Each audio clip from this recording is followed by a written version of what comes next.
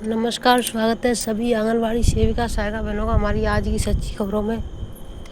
तो बहनों, मैं आज आपको कई जानकारी देना चाहूँगी। वीडियो को ज़्यादा से ज़्यादा शेयर कर दें, चैनल सब्सक्राइब कर लें। अभी तक जो संगठन बोल रहे थे कि आप फेस कैप्चर मत करो, आप ये मत करो, हम सरकार से ये कहेंगे, अब वो सब संगठन जो भी हैं, चाहे वो कोई सा भी संगठन हो, कोई से भी जिला अध्यक्ष हों, सब चुप बैठ चुके हैं। अब वही संगठन, वही कुछ जो है अधिकारी, यानी क्या बोलेंगे आप, आपके जो जिलाध्यक्ष हैं, वही काम शुरू खुद कर रहे हैं सबसे पहले और दूसरों को प्रेरित कर रहे हैं। जबकि कुछ हमारे जो संगठन है वो 18 जून को दिल्ली जंतर मंतर पर धरना देने जा रहे हैं। तो देखिए, हमारी जो आंगनवाड़ी बहन है उनमें खुद एकता नहीं है, सब अपना अपना चलाना चाहते हैं। हमारा संगठन अच्छा चले, हमारा संगठन, अरे जब एकता नहीं बनाओगी तब तक कोई संगठन नहीं चलने वाला है। मैं आज आपको कई जानकारी देना चाहूँगी, लास्ट तक बनी रहें। ये 15 जून का आदेश है। 30 आंगनवाड़ी कार्यकर्ताओं की नियुक्ति पर लगी रोक। तो यानी 30 आंगनवाड़ी कार्यकर्ताओं की नियुक्ति पर रोक लगा दी गई है। वो क्यों है और इसका कारण क्या है, ये देख लें। और बहनों, कई आदेश लगे हुए, लास्ट तक बनी रहें क्योंकि आदेश बहुत ज़्यादा हैं। जिन्होंने अभी तक चैनल को सब्सक्राइब नहीं किया है तो मैं फिर से कहना चाहूँगी, चैनल को सब्सक्राइब कर लें। हमारे चैनल पर आपको सभी छोटी बड़ी हर खबर मिलेगी, समय से मिलेगी। आंगनवाड़ी कार्यकर्ता भर्ती 459 पदों पर की गई थी। आवेदन ऑनलाइन मांगे गए थे। कहा गया था आवेदन वही करें जो 12वीं पास हों, गांव की निवासी हो, उम्र भी 18 से 35 वर्ष हो। लेकिन जिले में आवेदन के दौरान शर्तों को छिपा लिया गया। बाद में उन्हें नियुक्ति पत्र दे दिया गया। शिकायत आई और जांच कराई गई। जहां शिकायत सही पाई गई, इस पर 30 आंगनवाड़ी कार्यकर्ताओं की नियुक्ति पर रोक लगा दी गई। वर्ष 2024 में आंगनवाड़ी कार्यकर्ता भर्ती के लिए आवेदन मांगे गए थे। जिले में 1200 से अधिक आवेदन आए थे। वहां भर्ती 459 पदों पर होनी थी। आवेदन के समय कहा गया था वह लोग ही आवेदन करें जो पात्रता की श्रेणी में आते हैं। यानी जिस गांव में आंगनवाड़ी कार्यकर्ती की भर्ती होनी है, आवेदनकर्ता वहां का निवासी हो, 12वीं पास हो और आय जात के प्रमाण पत्र भी मांगे गए थे। जिले में आवेदन हुए। इसके बाद मेरिट के आधार पर मई में 379 पदों पर नियुक्ति पत्र दिए गए। इसके बाद शिकायतों का दौर शुरू हुआ। हालांकि प्रत्येक शिकायतकर्ता का जवाब उसके घर भेजा जा रहा है।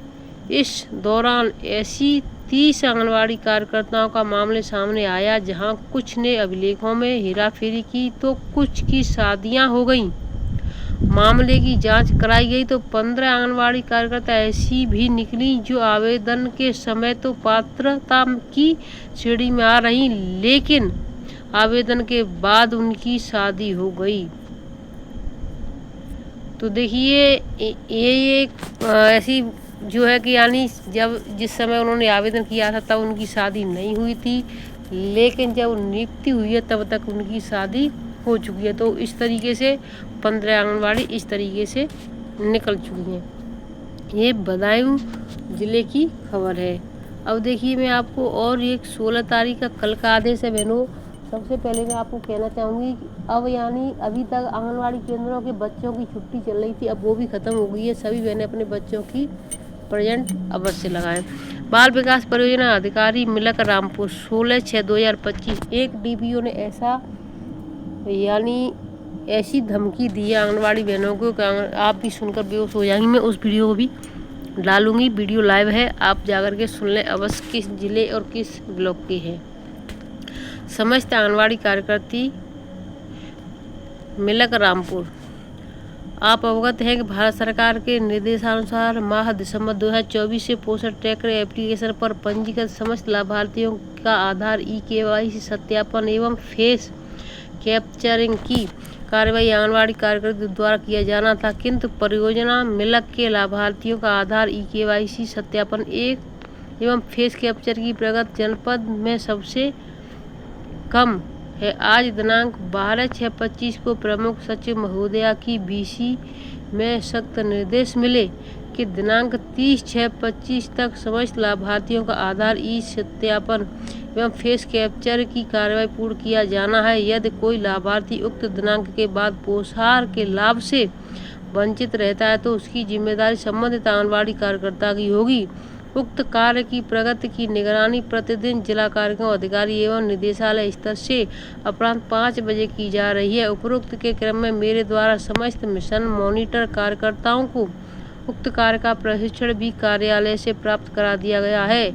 मेरे द्वारा आप सभी को लगातार व्हाट्सएप ग्रुप पर अपने केंद्र के समस्त लाभार्थियों का आधार सत्यापन एवं फेस कैप्चर की कार्रवाई पूर्ण करके प्रत्येक दिन 3 बजे प्रगति से अवगत कराने हेतु आपको लगातार निर्देश किए जा रहे हैं, किंतु आप सभी के द्वारा न तो कार्य पूर्ण किया जा रहा है और न ही कोई प्रगति से अवगत कराया जा रहा है। अतः आपको अंतिम चेतावनी निर्गत करते हुए आदेशित किया जाता है कि उक्त कार्य को प्राथमिकता के आधार पर समयावधि में पूर्ण करना सुनिश्चित करें, अन्यथा किसी प्रतिकूल कार्रवाई की स्थिति में आप स्वयं जिम्मेदार होंगी। बाल विकास परियोजना अधिकारी मिलक रामपुर।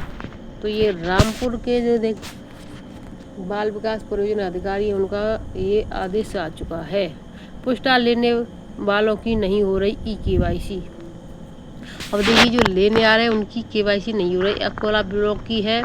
विकास खंड अकोला की आंगनबाड़ी कार्यकर्तियों ने अपनी समस्याओं को लेकर बाल विकास परियोजना अधिकारी यश हेमंत मेहता को ज्ञापन दिया, जिसमें उन्होंने बताया कि उन्हें 3 साल से मोबाइल रिचार्ज का पैसा नहीं मिला है। दूसरे हमारे अन्य खर्चों में पैसे जो विद्यालय प्रधानाध्यापकों के खातों में माध्यम से आते हैं, कोई भी प्रधानाध्यापक हमें उस पैसे को नहीं देते हैं। तीसरा, पुरस्कार का राशन लेने लाभार्थियों के बजाय उनके परिजन आते हैं, जिससे उनकी KYC नहीं हो पा रही है।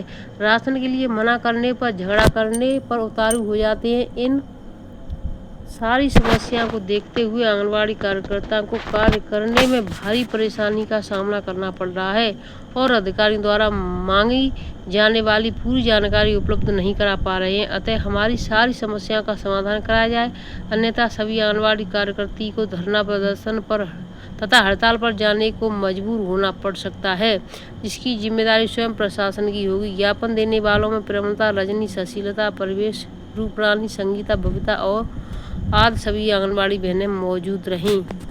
तो ये देखिए अकोला ब्लॉक में सभी बहनों ने ये दिया है। ये देखिए एक और 16 का है।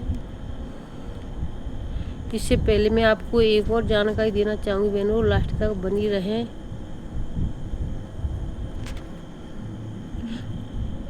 आंगनबाड़ी केंद्र पर 1 जुलाई से बिना KYC नहीं मिलेगा पोषाहार। ये देखिए हम इसको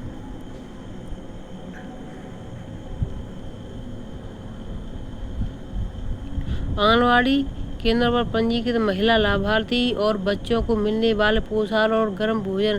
तो देखिए थोड़ा सा मैंने कल बता दिया था, मैं यहाँ से बताने जा रही हूँ। आदेश जारी किए गए हैं। इन आदेशों के तहत अब आंगनबाड़ी केंद्रों पर पंजीकृत बच्चों और महिला लाभार्थियों का KYC किया जा रहा है। KYC के साथ ही अब लाभार्थी का फेस कैप्चर करके प्रोफाइल तैयार हो जाएगी। THR अर्थात ड्राई राशन वितरण या हॉटकुड के समय लाभार्थी को प्रोफाइल में कैप्चर फोटो से मिलान होना जरूरी होगा।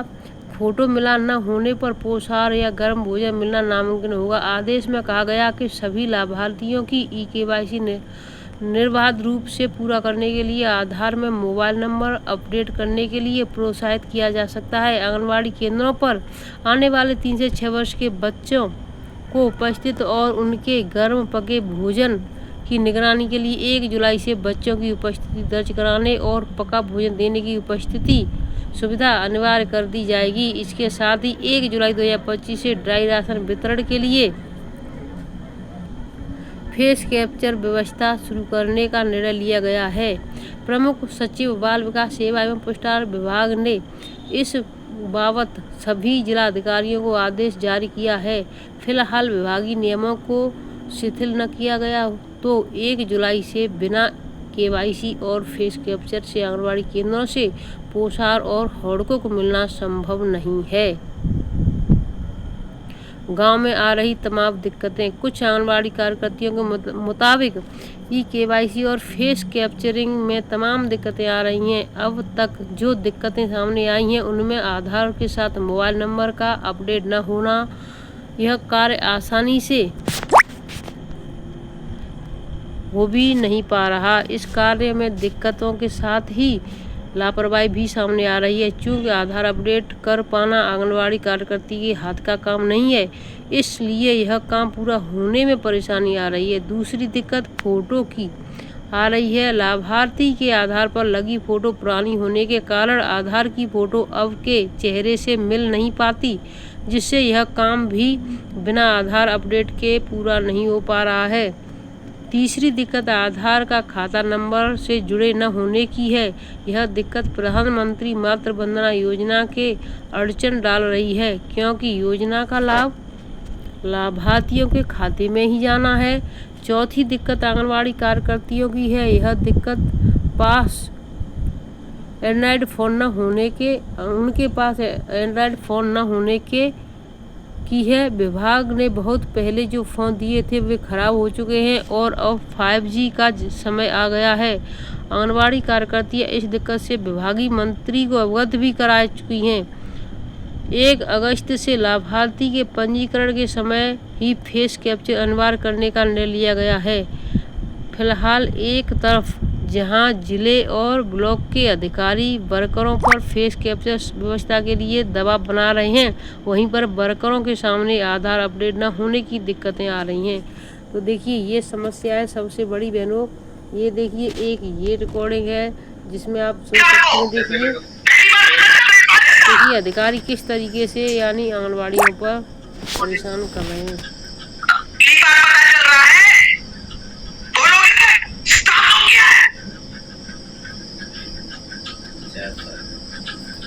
मेरी एक सुपरवाइजर है मैम, एक सुपरवाइजर है। तुमने कितनी बार उससे पूछा कि तुमने कितना किया है? तुम्हारे नीचे कितना हुआ है? और तुम कितनी बार खेत में गए हो? मैम फील्ड में तो गए हैं मैम। हाँ? फील्ड में गए हैं मैम। गए हो? कितनी बार गए हो? पिछले 6 महीने में इस सिलसिले में?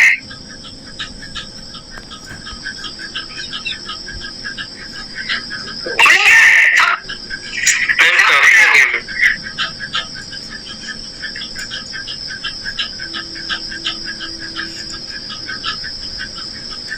सेक्रेटरी साहब आप इसको देखिए प्लीज। एक रिक्वेस्ट ये है कि ब्लॉक लेवल पर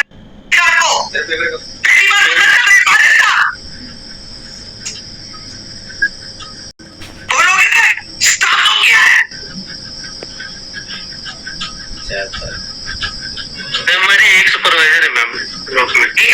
तो देखिए DPO जो है वो CDO पर किस तरीके से बोल रही है, आप कितनी बार फील्ड में गए हो, कितना काम किया, ये सभी हमें बताओ। तो इस तरीके से ये देखिए हमने छोटी सी वीडियो डाल दी, इसको जा कर के आप सभी भाई बहन देखें। यानी फेस कैप्चरिंग के लिए और उसके लिए है, और ज़्यादा से ज़्यादा शेयर करें जिससे सभी भाई बहन जागरूक हो चुके हैं। हम तो यही कहते हैं कि लाभार्थी के खाते में पैसा भेजा जाए, ना कि बहनों को इस तरीके से परेशान किया जाए। तो फिर मिलते हैं आपसे इसी तरीके की नई अपडेट के साथ। तब तक के लिए धन्यवाद।